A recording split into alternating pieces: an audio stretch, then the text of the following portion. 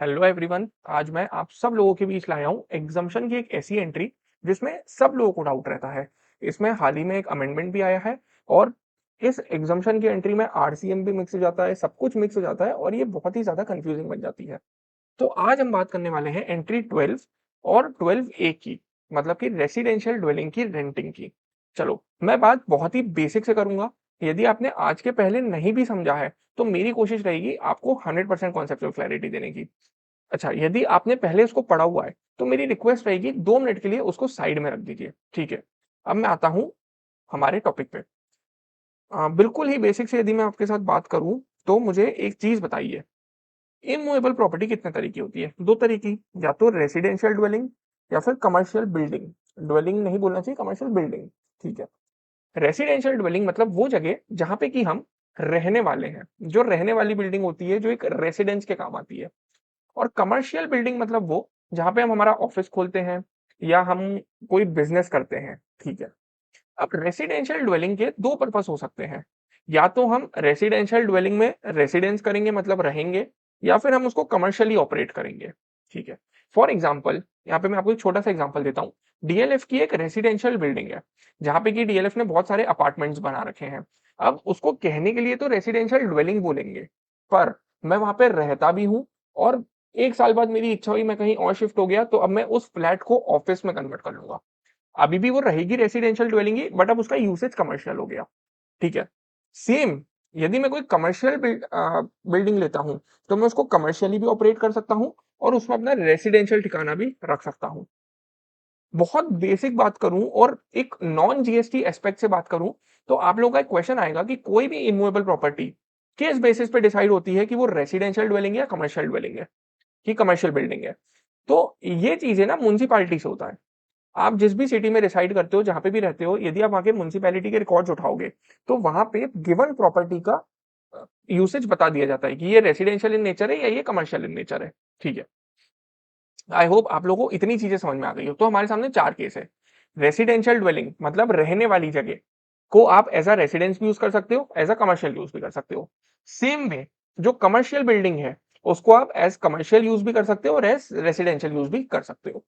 अच्छा, अब हम मैं इसमें लाता हूं जीएसटी की बातचीत। तो यदि मैं इसमें जीएसटी की बात करूं तो ये वाले पोर्शन पे एग्जम्पशन आता है। Residential dwelling use for residence, इस पे आता है एग्जम्पशन। बाकी जो चीजें हैं, residential dwelling use for commercial purpose, commercial building use for commercial और रेसिडेंशियल बिल्डिंग, बेसिकली इस वाले पूरे पार्ट पे आता है आरसीएम और नॉर्मल चार्ज, ठीक है। एग्जम्पशन सिर्फ residential dwelling use for residential purpose है। यदि रेसिडेंशियल ड्वेलिंग को कमर्शियल पर्पस के लिए यूज कर लिया या कमर्शियल बिल्डिंग को कमर्शियल रेसिडेंशियल पर्पस के लिए यूज कर लिया तो वहां एग्जम्पशन का कुछ भी नहीं है। वहां सिर्फ आरसीएम और नॉर्मल चार्ज का कंफ्यूजन है। आई होप मैंने आपकी इतनी चीजें क्लियर कर दी है। अब अपन चलते हैं sir residential dwelling for residence इस एंट्री पे। अच्छा, पहली बात, ये रेंटिंग की बात चल रही है, तो renting of residential dwelling for residence मतलब कि एक सप्लायर है, उसने एक रिसिपिएंट को एक रेसिडेंशियल ड्वेलिंग रेंट पे दी है और उसका पर्पस है रेसिडेंस, ठीक है। अब इसमें चार केस बन सकते हैं। कौन कौन से चार केस? या तो आपका सप्लायर रजिस्टर्ड होगा, रिसिपिएंट अनरजिस्टर्ड होगा। Supplier will be registered, recipient will be unregistered. या फिर सप्लायर अनरजिस्टर्ड होगा और रिसिपिएंट रजिस्टर्ड होगा, जस्ट ऑपोजिट, ठीक है। या फिर सप्लायर और रिसिपिएंट दोनों ही रजिस्टर्ड होंगे, हो सकता है ऐसा। भाई मेरी सीए की छोटी सी प्रैक्टिस है, मैं रजिस्टर्ड हूं, अब मुझे रहने के लिए मकान ढूंढना है तो मैं रेंट पे किसी से मकान ले ले रहा हूं। हो सकता है वो बंदा जो सप्लायर हो, जिसका मकान हो, जो मुझे रेंट पे देने वाला है, वो भी रजिस्टर्ड हो, तो यहाँ पे वो भी रजिस्टर्ड हो गया और मैं भी रजिस्टर्ड हो गया। मोटिव अलग हो सकते हैं। मेरा रजिस्टर्ड रहने का मोटिव है कि मेरी सीए प्रैक्टिस है ना।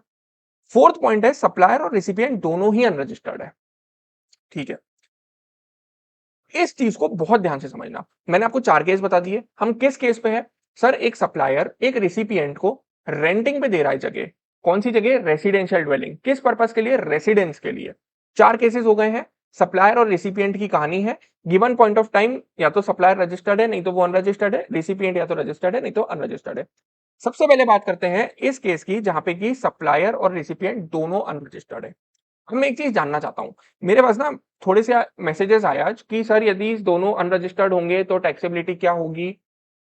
यदि दोनों अनरजिस्टर्ड है तो क्यों अनरजिस्टर्ड है, what is the motive, what can be the reason कि बोथ आर अनरजिस्टर्ड।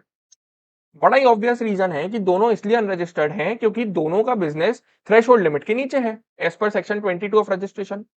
दोनों की लिमिट 20 लाख 40 लाख से कम है। तो यदि वो जीएसटी के इकोसिस्टम में ही नहीं है तो टैक्सेबिलिटी कैसे आएगी दोस्त। तो there will be no taxability in case both are unregistered. Supplier और रिसिपिएंट दोनों ही यदि अनरजिस्टर्ड है तो टैक्सेबिलिटी नहीं आएगी ना। ठीक है, जब एक केस है कि सर सप्लायर और रिसिपिएंट दोनों रजिस्टर है, इस केस में लगता है आपका आरसीएम। इस केस में लगता है आरसीएम। ठीक है, क्यों। अब एक बेसिक रीजन आता है कि सर क्यों आरसीएम नॉर्मल चार्ज क्यों नहीं। जब कोई एक्ट बनता है तो उसके बहुत सारे रीजंस हो सकते हैं। One of the obvious reason क्या है, सर सप्लायर एक रजिस्टर्ड पर्सन है, रिसिपिएंट भी एक रजिस्टर्ड पर्सन है। यदि रिसिपिएंट रजिस्टर्ड है मतलब कि वो कोई बड़ा इंसान है, मतलब कि वो कोई बिजनेस कर रहा है, और यदि वो बिजनेस कर रहा है, वो उसका जीएसटी रजिस्ट्रेशन है, उसका जीएसटी वालों के साथ ताल्लुकात है, तो इट विल बी बेटर कि हम कंप्लायंस उस पर दें, क्योंकि एट लास्ट लाइबिलिटी भी उसी को उठानी है। करेक्ट। तो फिर इसलिए इस केस को आरसीएम में डाला गया। ठीक है, सर यदि सप्लायर अनरजिस्टर्ड है और रिसिपिएंट रजिस्टर्ड है, इस केस में भी आरसीएम आएगा। क्यों, सर सप्लायर अनरजिस्टर्ड है, रिसिपिएंट रजिस्टर्ड है, यदि आरसीएम नहीं आता, नॉर्मल चार्ज के अंदर होता, तो फिर इस पे तो टैक्स ही नहीं लगता क्योंकि सप्लायर अनरजिस्टर्ड था। निर्मला सीतारमण जी को लगा कि ऐसे तो गवर्नमेंट की टैक्स की कमाई छूट रही है, तो उनने क्या किया, इसको आरसीएम पे डाल दिया। तो जब भी, मैं आपको एक शॉर्ट वर्ड में लर्निंग दे दूं, जब भी रेसिपिएंट रजिस्टर्ड होगा, आप देखने ही मत सप्लायर क्या है। यदि रेसिपिएंट रजिस्टर्ड है इन केस में तो आरसीएम लग जाएगा। करेक्ट। ठीक है, बट इसका एक एक्सेप्शन है, मतलब सर सप्लायर रजिस्टर्ड है अनरजिस्टर्ड है कुछ भी हो हमें नहीं पता, रेसिपिएंट रजिस्टर्ड है, तो आपने कहा कि आरसीएम लग जाता है। बट एक केस है जिसमें आरसीएम नहीं है, उसमें एग्जम्पशन दे दिया। क्या केस है, सर जो रेसिपिएंट है ना, जो रजिस्टर्ड है, वो एक प्रोप्राइटर है। प्रोप्राइटर मतलब सर उसका छोटा मोटा बिजनेस है, ठीक है रजिस्टर्ड है, बट उसका छोटा मोटा अकेले का बिजनेस है, एक प्रोप्राइटर है। और वो जो रेसिडेंशियल ड्वेलिंग ले रहा है ना, वो फॉर हिज ओन रेसिडेंस ले रहा है। उसको बेचारे को बिजनेस करना है, रात में कहीं तो सोएगा ना, तो उसके लिए वो मकान ले रहा है। तो यदि कोई प्रोप्राइटर खुद के लिए for using for his own residence वो एक रेसिडेंशियल ड्वेलिंग ले रहा है और वो एक रजिस्टर्ड पर्सन है, तो सिर्फ इस केस में इट विल बी एग्जाम्प्ट। ठीक है, last case, sir supplier registered है, रिसिपिएंट अनरजिस्टर्ड है। सप्लायर रजिस्टर्ड है, रिसिपिएंट अनरजिस्टर्ड है। This is the only entry which is exempt. मतलब सप्लायर रजिस्टर्ड पर्सन है, रिसिपिएंट अनरजिस्टर्ड पर्सन है। तो यहां पे बोला गया है कि भाई इसको एग्जाम कर देंगे। क्यों यार, एट लास्ट लाइबिलिटी रिसिपिएंट पे आती है। अब यार किराए के लिए घर देना बहुत नॉर्मल चीज है। ठीक है, किसी की इनकम कुछ भी हो, वो किराए पे घर लेता ही है। तो यदि हमने इसको टैक्सेबल में डाल दिया ना, तो यार रोटी कपड़ा मकान तीन तो चीज है। यार देखो, बाकी चीजों को तो हमने इसलिए आरसीएम में डाल दिया क्योंकि रिसिपिएंट रजिस्टर्ड है, मतलब उसका टर्नओवर 20 लाख 40 लाख से ज्यादा है, तो बाकी जगह हमने इसलिए आरसीएम पे डाल दिया। बट यदि आपका रिसिपिएंट अनरजिस्टर्ड है तो इसको हमने एग्जाम कर दिया, है ना, फॉर पब्लिक बेनिफिट। ठीक है, अब इसका एक एक्सेप्शन है और वो है स्टूडेंट एकोमोडेशन। मैं यहाँ पे थोड़ा सा 5 मिनट का पॉज लूंगा क्योंकि मुझे आपको बाकी की चीजें भी एक बार समझानी है। अपन फिर इस पॉइंट पे आएंगे और मैं आपको फिर से यहाँ पे आके लिंकेज बिठाऊंगा। अब मैं आ रहा हूँ renting of residential dwelling for commercial purpose, मतलब इस वाले हिस्से पे। कौन से, इस वाले हिस्से पे, कि हमने रेसिडेंशियल ड्वेलिंग को रेंटिंग पे दिया है कमर्शियल पर्पस के लिए। मतलब कि अब वो जो डीएलएफ का फ्लैट है ना, उसमें एक ऑफिस आने वाला है, उसमें एक ऑफिस आने वाला है। इसमें कोई एग्जाम्पशन नहीं है। इसमें कंफ्यूजन आप लोगों को सिर्फ नॉर्मल चार्ज और रिवर्स चार्ज का है। बोलो हाँ कि ना। हाँ, तो अब समझना, सर सप्लायर और रेसिपिएंट दोनों अनरजिस्टर्ड है। मैंने आपको पहले ही बोल चुका हूं, यदि दोनों अनरजिस्टर्ड होते हैं ना तो भाई टैक्सेबिलिटी नहीं आती है, क्योंकि वो दोनों अनरजिस्टर्ड है। उसका कुछ कारण है, और कारण ये है कि 22 के हिसाब से वो थ्रेशोल्ड लिमिट क्रॉस नहीं कर पाए, है ना। तो इसलिए there will be no taxability. Sir supplier और रेसिपिएंट दोनों रजिस्टर्ड है, दोनों रजिस्टर्ड है, इस केस में अगेन आरसीएम। आप इस बात को याद रख लो। सॉरी, हाँ, इस केस में अगेन आरसीएम। आप इस बात को याद रख लो, जब भी रेसिडेंशियल ड्वेलिंग की रेंटिंग होगी ना, किसी भी पर्पस के लिए, और यदि रेसिपिएंट रजिस्टर्ड है तो उस पर आरसीएम ही लगेगा। देखो, सप्लायर रजिस्टर्ड है, रेसिपिएंट रजिस्टर्ड है, RCM. Correct. Sir supplier unregistered है, रेसिपिएंट रजिस्टर्ड है, अगेन भाई सप्लायर अनरजिस्टर्ड है, रिसिपिएंट रजिस्टर्ड है, यदि टैक्स नहीं लगाते तो फिर गवर्नमेंट की टैक्स कम हो जाती। क्योंकि एट लास्ट सप्लायर पे डिपेंड होता है ना भाई, सप्लायर यदि अनरजिस्टर्ड है तो फिर टैक्स कैसे लगेगा, करेक्ट। तो फिर हमने इसको फिर से आरसीएम पे डाल दिया, ठीक है। लास्ट, सर सप्लायर रजिस्टर्ड है, रेसिपिएंट अनरजिस्टर्ड है, फॉरवर्ड चार्ज। एग्जाम्पशन का तो सवाल ही नहीं है, क्योंकि रेसिडेंशियल पर्पस अब कमर्शियल पर्पस, रेसिडेंशियल ड्वेलिंग अब कमर्शियल पर्पस के लिए आ गई है, तो एग्जाम्पशन का तो सवाल ही नहीं है। तो अब बचा एफसीएम, ठीक है। अब मैं ना आपको एक जिस्ट देना चाहता हूं जिससे आपको याद हो जाए, मैं आपको एक सिंपल जिस्ट देना चाहता हूं।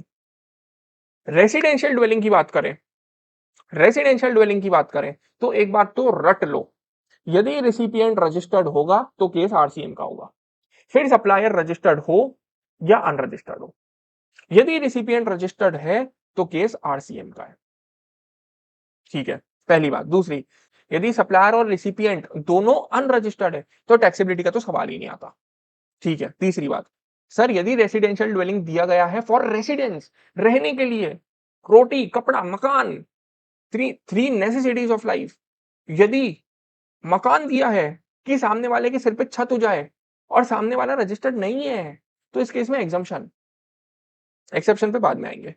यदि सामने वाले को एक मकान दिया जा रहा है, क्यों, ताकि वो उसका ऑफिस सेटअप कर ले, पैसा कमाए चार, तो ठीक है ना सर, पैसा कमाने जा रहा है ना, थोड़ा सा गवर्नमेंट को टैक्स दे दे फॉरवर्ड चार्ज में। क्या इतनी चीजें बिल्कुल क्लियर है, ठीक है। आई होप इतना आपको आपको ये चार्ट समझ में आ रहा है। अब मैं आता हूं इस वाले केस पे, कौन से सर, कमर्शियल ड्वेलिंग वाले केस पे, और इसमें हम कमर्शियल रेसिडेंशियल दोनों साथ लेंगे क्योंकि दोनों बिल्कुल ही आसान है, ठीक है। हाँ, सप्लायर ने रेसिपिएंट को कमर्शियल प्रॉपर्टी की रेंटिंग दी है for any purpose, any purpose मतलब it can be commercial purpose also, it can be residential purpose also, and there will be 4 cases again. यार यही तो 4 केस होंगे, सप्लायर अनरजिस्टर्ड है, रेसिपिएंट अनरजिस्टर्ड है, कोई टैक्सेबिलिटी नहीं बनेगी। सप्लायर रजिस्टर्ड है, रेसिपिएंट रजिस्टर्ड है। अब इसमें एक चीज याद रख लो, गवर्नमेंट को टैक्स चाहिए, गवर्नमेंट ने बोल दिया हमें टैक्स दो, हमें टैक्स दो, निर्मला सीतारमण ने बोल दिया भाई हमें टैक्स चाहिए, तो यदि सप्लायर रजिस्टर्ड रहा तो टैक्सेबिलिटी सप्लायर पे, यदि सप्लायर रजिस्टर्ड नहीं रहा और रेसिपिएंट रजिस्टर्ड रहा तो टैक्सेबिलिटी मतलब टैक्स की पेमेंट जो गवर्नमेंट को करेगा इट विल बी रेसिपिएंट। बहुत ही आसान है। एट लास्ट गवर्नमेंट को टैक्स चाहिए, किससे, कमर्शियल प्रॉपर्टी की रेंटिंग से। एट लास्ट गवर्नमेंट को टैक्स चाहिए कमर्शियल प्रॉपर्टी की रेंटिंग से, ठीक है। ठीक है सर, दोनों अनरजिस्टर्ड है, अरे भाई टैक्सेबिलिटी नहीं आएगी, जीएसटी के इकोसिस्टम में ही नहीं है सप्लायर रेसिपिएंट दोनों, तो कैसे टैक्सेबिलिटी आएगी। सर सप्लायर रजिस्टर्ड है, आंख बंद करो और फॉरवर्ड चार्ज लगाओ, नॉर्मल चार्ज लगाओ आंख बंद करके, ठीक है सर लगा देते हैं। सर सप्लायर अनरजिस्टर्ड है, सप्लायर अनरजिस्टर्ड है, रिसिपिएंट रजिस्टर्ड है, बट हमें तो टैक्स चाहिए, रिसिपिएंट रजिस्टर्ड है ना, कोई नहीं आरसीएम लगा देते हैं। सर सप्लायर रजिस्टर्ड है, रिसिपिएंट भी रजिस्टर्ड है, नहीं नहीं भाई हमें ना यहाँ पे ज्यादा आरसीएम में कंफ्यूजन नहीं करना, जहां पे नेसेसरी था वहां हमने लगा दिया, बाकी इसको एफसीएम रहने दो। तो कमर्शियल प्रॉपर्टी में याद कर लो, कमर्शियल प्रॉपर्टी में याद कर लो, गवर्नमेंट बोल रही हमें तो टैक्स चाहिए, कुछ भी हो जाए भाई हमारे यहां तो ऐसा ही होता है, ठीक है। सप्लायर रजिस्टर्ड रहेगा, रिसिपिएंट भी रजिस्टर्ड रहेगा, टैक्स सप्लाई पूरा कंप्लायंस सप्लायर को करना है, टैक्स पेमेंट सप्लायर करेगा। सर सप्लायर रजिस्टर्ड रहेगा, रिसिपिएंट अनरजिस्टर्ड रहेगा, पूरा काम सप्लायर करेगा और एफसीएम में टैक्स जाएगा, कोई एग्जाम्पशन नहीं। सर सप्लायर अनरजिस्टर्ड है पर रिसिपिएंट रजिस्टर्ड है, ठीक है, रिसिपिएंट हमें तो टैक्स चाहिए, ठीक है। आई होप आपको तीनों पॉइंट समझ में आ गए। बेसिक फर्क ना बस ये है कि प्रॉपर्टी कौन सी है, रेसिडेंशियल या कमर्शियल, और उसके बाद उसका यूसेज क्या है, ठीक है। और एग्जाम्पशन सिर्फ एक केस में, रेसिडेंशियल ड्वेलिंग फॉर रेसिडेंस, और उसके अंदर भी यदि सप्लायर रजिस्टर्ड है और रिसिपिएंट अनरजिस्टर्ड है। यदि रिसिपिएंट रजिस्टर्ड है मतलब बढ़िया कमाने वाला व्यक्ति है, फिर तो तुम आरसीएम में टैक्स देके जाओगे। तो एक तो मैंने आपको कमर्शियल में ये याद करा दिया, कमर्शियल प्रॉपर्टी में कि यदि सप्लायर रजिस्टर्ड है तो सप्लायर से टैक्स लेंगे, यदि सप्लायर अनरजिस्टर्ड है और रिसिपिएंट रजिस्टर्ड है तो उससे टैक्स लेंगे। अब दूसरी चीज ना, आप लोग रेसिडेंशियल ड्वेलिंग में ये याद रखो, भले ही रेसिडेंस पर्पस के लिए हो या कमर्शियल पर्पस के लिए, किसी भी पर्पस के लिए रहने दो, एक चीज याद रख लो, यदि रिसिपिएंट रजिस्टर्ड है तो आरसीएम है, क्लियर। देखो मैं आपको देता हूं, सर यहाँ पे रिसिपिएंट रजिस्टर्ड है, आरसीएम है, सर यहाँ पे रिसिपिएंट रजिस्टर्ड है, आरसीएम है। अब residential dwelling for commercial purpose देखना, रेसिपिएंट रजिस्टर्ड है, आरसीएम है, रेसिपिएंट रजिस्टर्ड है, आरसीएम, ठीक है। अब मैं ना फिर से फर्स्ट एंट्री पे आ रहा हूं क्योंकि थोड़ी सी ट्रिकी यही है, आई होप बाकी आपको समझ में आ गई हो। अब ये क्या ट्रिक है इसमें, renting of residential dwelling for residence, हम रेसिडेंशियल ड्वेलिंग दे रहे हैं रेसिडेंस के लिए, ठीक है।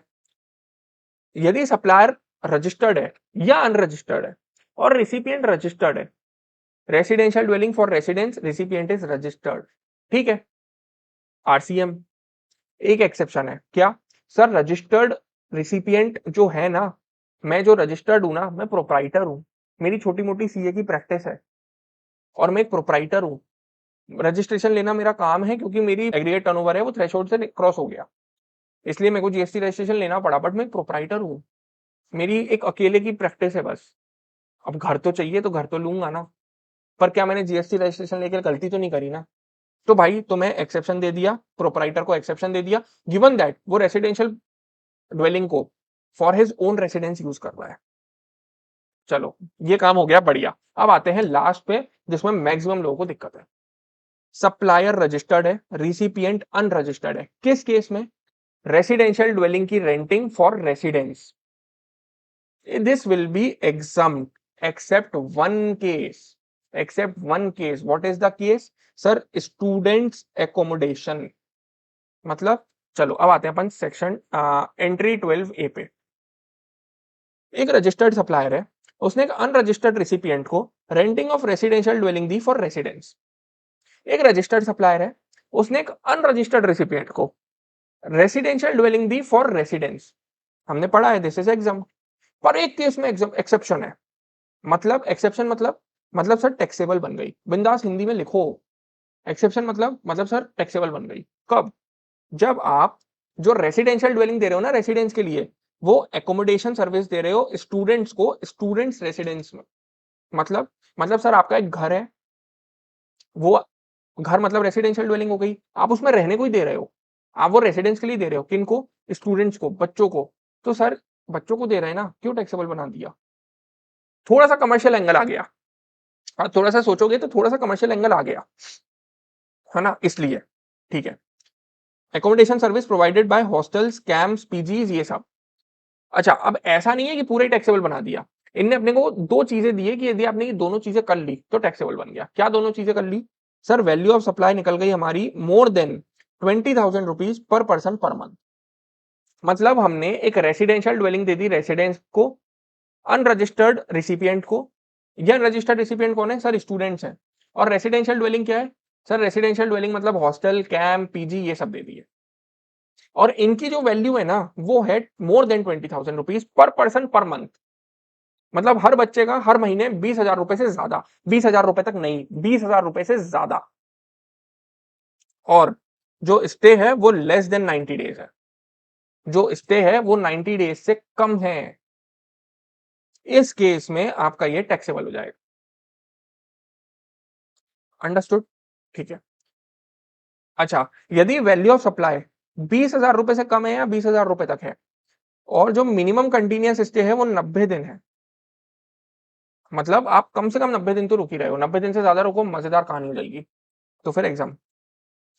तो अब मैं शॉर्ट में समराइज करता हूं। अब मैं कमर्शियल प्रॉपर्टी को समराइज नहीं कर रहा, residential dwelling for commercial purpose इसको भी समराइज नहीं कर रहा, सिर्फ आरसीएम वाली कहानी है, एग्जाम्शन कुछ भी नहीं है। मेरे को आपको आरसीएम से लिंक करके देना था इसलिए मैंने कर दिया। कहानी सिर्फ इसी में है, काय में? Residential dwelling for residence. इसमें भी सिर्फ एक ही जगह एग्जाम्शन है, सप्लायर रजिस्टर्ड हो जाता है, रिसिपिएंट अनरजिस्टर्ड हो जाता है, उस केस में एग्जाम्शन आ जाता है। बट एक केस ऐसा है जिसमें सप्लायर रजिस्टर्ड है, रिसिपिएंट अनरजिस्टर्ड है, फिर भी एग्जाम्शन नहीं है। किस केस में? जब जो रिसिपिएंट है ना, जो अनरजिस्टर्ड रिसिपिएंट है वो है स्टूडेंट, और यहाँ पे जो रेसिडेंशियल ड्वेलिंग हम दे रहे हैं फॉर रेसिडेंस वो है हॉस्टल, पीजी, कैंप। और जो वैल्यू ऑफ सप्लाई है वो मोर देन 20,000 है, मतलब पर महीने हम हर बच्चों से मस्त मजे का 20,000 रुपए से ज्यादा ले रहे हैं। और जो मिनिमम पीरियड है टू स्टे, वो भी वो लोग 90 दिन से कम रह रहे हैं, इस केस में टैक्सेबल हो जाएगा।